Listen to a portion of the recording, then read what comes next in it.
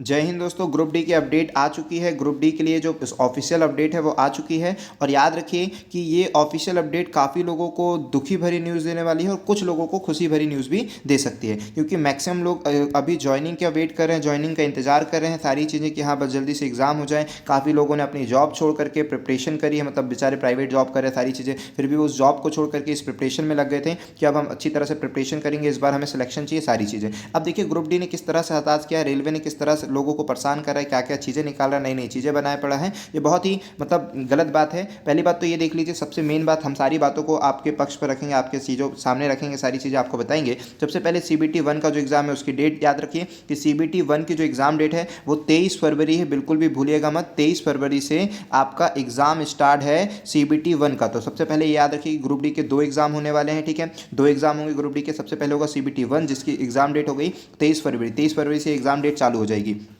उसके बाद आप इधर पर प्रदर्शन देंगे। इसका मतलब ये कंफर्म मानकर चलिए कि अब काफ़ी बच्चों का इसमें नाम आने वाला है, बहुत सारे, क्योंकि इन्होंने कहा 15 गुना बच्चों को लेगा, ठीक है। तो बहुत सारे बच्चों का नाम आने वाला है CBT 1 में। तो निश्चिंत रहिए, आप अपनी तैयारी को जोर से करिए कि 15 में आपका नाम नहीं आए तो फिर किस में आएगा। तो CBT 1 मैक्सिमम लोग क्वालिफाई कर देंगे। फिर आएगा CBT 2, मतलब गजब है, ग्रुप डी वालों से CBT 2 ले रहे हो। अब तक पूरे इतिहास में पहली बार हुआ है कि ग्रुप डी का CBT 2 होने वाला है, ठीक है। तो CBT 2 जो होगा वो देखिए किस स्टैंडर्ड का होगा। इन्होंने कहा कि स्टैंडर्ड 10th ही का होगा, बट इसमें क्या हो जाएंगे, नंबर ऑफ क्वेश्चंस भी शायद वही रहने वाले हैं, नंबर ऑफ क्वेश्चंस इंक्रीज हो जाएंगे, ठीक है। नंबर ऑफ क्वेश्चंस आप देखिए 120 हो जाएगा, बट यहाँ पर टाइम वही रहेगा। इट मीन्स कि केवल स्पीड का खेल होगा, और स्टैंडर्ड तो वही 10th का रहेगा। और यहाँ पर बोल रहा है कि CBT 2 के लिए हम कितने कैंडिडेट को वो करेंगे, 15 गुना कैंडिडेट को आप बुलाएंगे, ठीक है। CBT 2 के लिए 15 गुना कैंडिडेट को बुलाएंगे। हाँ, एक और बात है कि यहाँ पर नॉर्मलाइजेशन का फॉर्मूला जो है, यहाँ नॉर्मलाइजेशन के फॉर्मूले को इनने मतलब यहाँ लिख एक तो दिया है, बट एक्चुअल में अगर उनके खुद के अधिकारियों से पूछा जाएगा कि आप नॉर्मलाइजेशन को समझाइए, अगर प्रैक्टिकली आप समझाना चाहते हैं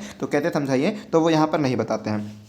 बोलते हैं इसके बारे में हमारे पास कोई आइडिया नहीं है। चलिए, मतलब इसको हम नहीं एक्सप्लेन कर सकते, ये साइंटिफिक प्रूव्ड जो है फॉर्मूला है नॉर्मलाइजेशन का, वो तो खैर नॉर्मलाइजेशन की बात होगी। आपके जो घटनाएं थी वो ये कि CBT 2 देना पड़ेगा भाई, ये बहुत दुखी भरी बात है। तो मतलब जितने लोग अभी इंतजार कर रहे थे बस ग्रुप डी हो जाएगा, ज्वाइनिंग मिल जाएगी, फिजिकल हो जाएगा, ये सारी चीज़ें, अब उन्हें थोड़ा सा लंबे सफ़र से गुजरना पड़ेगा। और फ़ायदे वाली बात उनके लिए है जो अभी कमज़ोर हैं, जो कमज़ोर विद्यार्थी, उनको बस फ़ायदा होने वाला है। और जो पढ़ने लिखने वाले, जिनको अभी ज्वाइनिंग चाहिए, सारी चीज़ें थी, उनके लिए बहुत मतलब दुख भरी चीज़ें हैं ये वाली चीज़ें, ठीक है। और जो कमज़ोर है उनको एटलीस्ट कम से कम CBT 1 में नाम आएगा तो उनको एक मौका और मिल जाएगा CBT 2 देने के लिए। और साथ ही साथ क्या हो जाएगा कि वो अपनी तैयारी को जज कर पाएंगे। हाँ, हम CBT 1 में हुए तो एटलीस्ट CBT 2 में होंगे, और इसमें आपके मार्क्स दिखाए जाएंगे तो समझ में आएगा कि हाँ कट ऑफ कितना गया CBT 1 का, और उसके अकॉर्डिंग हमारे कितने नंबर है। तो वो अपनी जो भी क्षमता है उसको इंप्रूव करके आगे बढ़ाने की कोशिश करेंगे। लेकिन अगर मान लीजिए CBT 1 बस होता, इसमें अगर डिस्क्वालीफाई हो जाता तो फिर बच्चा दे ही नहीं पाता। तो ये उनके लिए प्लस पॉइंट की काम हुआ है। अब यहाँ देखिए, यहाँ पर बोल रहा है कि पहले हम DV के लिए कितना बुलाने वाले थे,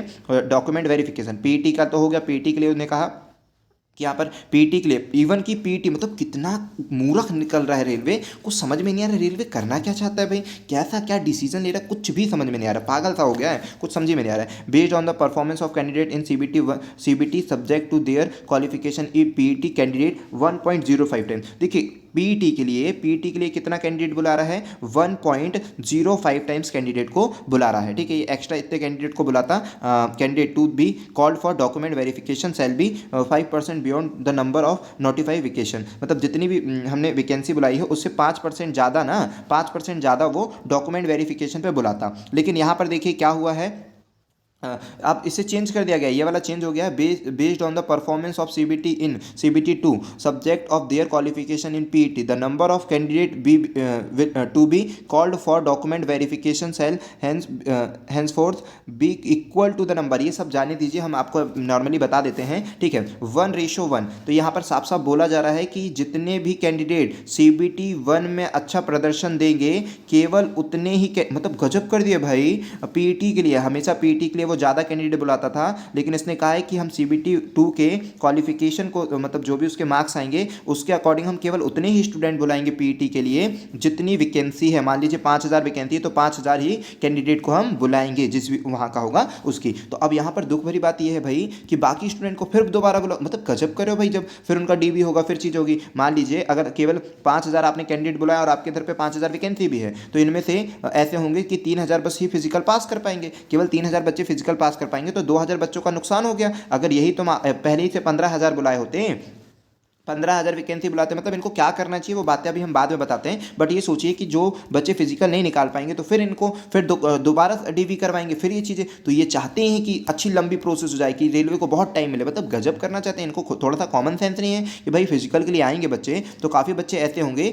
जो नहीं निकाल पाएंगे, ठीक है। और बाकी ये सब रिगार्डिंग ये सब उतना ज़्यादा इंपॉर्टेंट नहीं है भाई, ये सारी चीज़ें आप देख सकते हो, सभी चीज़ें यहाँ पर है कि भाई किसके लिए क्या डीवी स्टैंडर्ड है, सारी चीज़ें आप देख सकते हो, बट ये उतना इंपॉर्टेंट नहीं है। ये तो मूर्खताई कर दी, मतलब बिल्कुल हमको समझ में ही नहीं आ रहा यहाँ पर। आप इनको करना क्या चाहिए सर वो बता दीजिए, आपके व्यू पर क्या करना चाहिए। एटलीस्ट इनको पहली बात तो CBT 1-2 के लिए करना ही नहीं चाहिए, CBT 1 में ही अच्छा बेस्ट कर देना चाहिए, लेकिन चलो CBT 2 भी कर दिए, अगर CBT 2 भी कर दिए तो इनको करना क्या चाहिए वो हम आपको बता दे रहे हैं कि एटलीस्ट पीटी में कुछ भी नहीं तो कम से कम 5 गुना बंदों को तो बुलाना चाहिए, कम से कम 5 गुना बंदों को, 2.5 गुना बंदों को, मतलब 3 गुना, 2 से ज़्यादा ही होना चाहिए, 2 गुना भी नहीं होना चाहिए, 2 से ज़्यादा गुना बंदे तो होने चाहिए एटलीस्ट, ठीक है। तो हम कह रहे हैं पीटी में कम से कम इनको 5 गुना बुला देना चाहिए, ठीक है। अगर आपने CBT 2 के लिए 15 गुना कैंडिडेट लिया है तो पीटी के लिए आपको 5 गुना कैंडिडेट लेना चाहिए, क्योंकि काफ़ी कैंडिडेट ना इनके फिजिकल में फेल हो जाते हैं, कुछ कारणों से नहीं कर पाते हैं इनका फिजिकल पास, ठीक है। तो कम से कम एटलीस्ट 5 गुना बुलाना चाहिए। फिर 5 गुना के बाद आपको मेरिट बना देना चाहिए, मेरिट के अकॉर्डिंग आप डॉक्यूमेंट वेरिफिकेशन में, ठीक है, मेरिट के अकॉर्डिंग डॉक्यूमेंट वेरिफिकेशन में भी आपको एटलीस्ट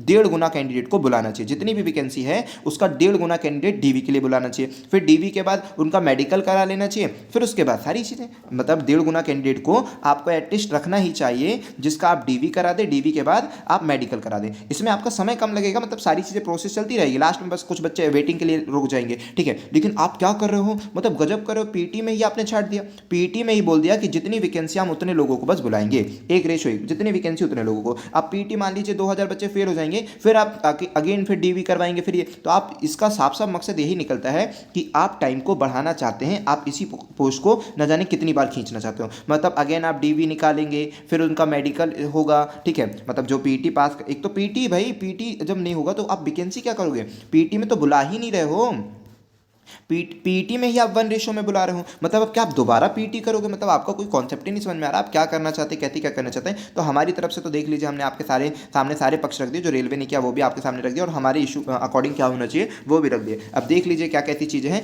हालांकि अब उसको छोड़ करके अभी मेन तैयारी पर लगे, जो रेलवे ने किया वो तो किया, अब देखिए क्या होता है कैसा होता है, ठीक है। लेकिन अभी आप याद रखिए कि 23 फरवरी आपकी एग्जाम डेट है, बहुत अच्छी तरह से प्रैक्टिस करिए, सारी चीज़ करिए, हम आपको टिप्स भी देते रहते हैं, सारी चीज़ें भी बताते रहते हैं कि कैसे आप अपने मार्क्स को इंप्रूव कर सकते हो, कैसी क्या चीज़ें कर सकते हो, उस पर थोड़ा सा फोकस करिए। 23 फरवरी, ठीक है, 23 फरवरी आपकी एग्जाम डेट है, अच्छी तरह से करिए, मॉक टेस्ट को इंप्रूव करिए, स्पीड को इंप्रूव करिए, ठीक है। जीके जीएस पढ़िए, मैथ्स रीजनिंग, सबसे ज़्यादा मैथ्स और रीजनिंग को स्ट्रॉन्ग कर लीजिए, क्योंकि कोई भी एग्जाम हो मैथ्स रीजनिंग आपका बहुत सपोर्ट करता है। जीके जीएस तो कई बार आपको धोखा भी दे देते हैं, इट मीन्स कि कितना पढ़ के जाओ वो सब कम ही पड़ता है। मैथ्स और रीजनिंग बहुत अच्छी कर लो, और साथ ही साथ अपने जीएस और जीके को इंप्रूव, यहाँ पर तो जीके का भी उतना रोल नहीं है भाई, जीके का भी कम रोल है जितना कि रोल जीएस का है। तो जनरल साइंस पर, मैथ्स रीजनिंग पर ज़्यादा फोकस करिए, जीके एटलीस्ट बस डेली पढ़ते भी रहेंगे तो काफ़ी इंप्रूवमेंट हो जाएगा। जय हिंद दोस्तों, मिलते हैं फिर नेक्स्ट वीडियो पर। आई होप कि आपको बातें क्लियर हुई होगी। फिर भी कोई भी क्वेरी हो रेलवे की पोस्ट के अकॉर्डिंग तो आप कमेंट बॉक्स से या फिर क्वेश्चन से जैसे भी हमसे पूछ सकते हैं, हम आपको उसका जवाब जरूर देंगे। जय हिंद दोस्तों, मिलते हैं नेक्स्ट वीडियो पर।